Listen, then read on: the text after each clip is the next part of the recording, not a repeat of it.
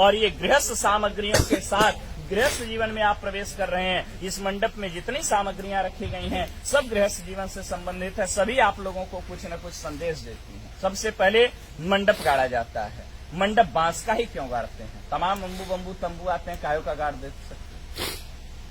बांस की विशेषता होती है, बांस सबसे बड़ा वृक्ष माना जाता है, लंबाई में सबसे ज्यादा होता है, लेकिन जब ऊंचाई पर जाता है तो जाने के बाद क्या हो जाता है? झुक जाता है। यह बांस वर और कन्या को आप लोगों को यह संदेश देता है कि जीवन में आप लोग कितनी ही ऊंचाई पर क्यों न जाइएगा, हमेशा अपने श्रेष्ठों के प्रति विनम्रता का भाव रखिएगा, क्योंकि नमंती फलिनो वृक्षा नमंती गुणिनो जना शुष्क वृक्षाश मूर्खाश न नमंती कदाचन। फलने वाला वृक्ष और गुणी व्यक्ति हमेशा झुके रहते हैं, मूर्ख व्यक्ति और सूखा पेड़ कभी झुकता नहीं।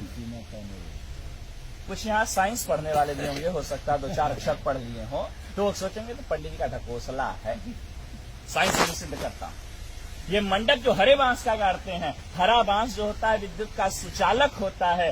मंडप को कुश और काश से छाते हैं। कुश और काश जो होता है वो कुचालक होता है, ठीक है ना। ये सुचालक होता है, वो कुचालक होता है, ठीक है ना। वो नॉन कंडक्टर है, ठीक है ना। तो इसीलिए यदि आकाशीय विद्युत गिरे तो मंडप में बैठे हुए लोगों के ऊपर, वर कन्या के ऊपर उस विद्युत का कोई प्रभाव न हो, उसी बांस के माध्यम से वह अर्थ में समाहित हो जाए, धरती में चला जाए। इसी कारण इसीलिए हरे बांस का मंडप लगाया जाता है। भारत कृषि प्रधान देश है और कृषि कार्य बिना हल के संपादित नहीं होता, इसलिए हरीश गाड़ा जाता है।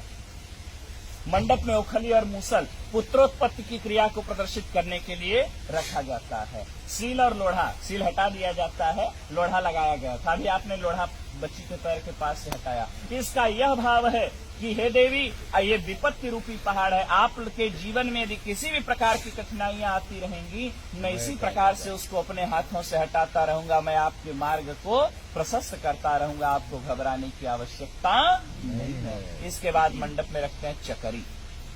चकरी कहाँ रखते हैं? चकरी के 2 पार्ट होते हैं, दोनों पार्ट अलग अलग होते हैं, लेकिन ये पार्ट जुड़ते किससे हैं? एक खूंटी से जुड़ते हैं, ठीक है ना।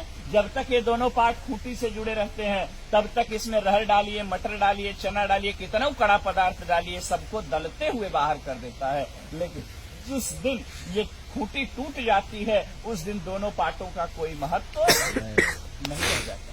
यह वर और कन्या भी चक्री के 2 पार्ट के समान है, और ये वर और कन्या जो आज पति पत्नी के रूप में परिणत होने जा रहे हैं, पति पत्नी का रिश्ता जो होता है एक विश्वास का रिश्ता होता है। जब तक विश्वास है तब तक पति पत्नी का जीवन बड़ा सुंदर होता है, कितना अभाव रहे, कितना प्रभाव रहे। लेकिन जिस दिन विश्वास रूपी खूंटी पति पत्नी के बीच से टूट जाती है, उसी दिन से वर और कन्या अर्थात पति और पत्नी का जीवन नारकीय हो जाता। इसी भाव को प्रदर्शित करता है यह चक्री। हाँ, सुग्गा। सुग्गा क्यों लगाते हैं मंडप में? सुग्गा मीठा बोलता है। बोले महाराज सुग्गा से भी मीठा तो कोयल बोलती है, कोयल लगा देना चाहिए था। बोले तोते की दूसरी विशेषता है, तोता मिर्चा खाता है लेकिन फिर भी मीठा बोलता है। यह संदेश आप लोगों को तोता देता है कि जीवन में आप लोगों को कोई कितना ही कटु अनुभव क्यों न कराए, कोई कितना ही कड़वा आप लोगों को क्यों न बोले, आप हमेशा प्रेम से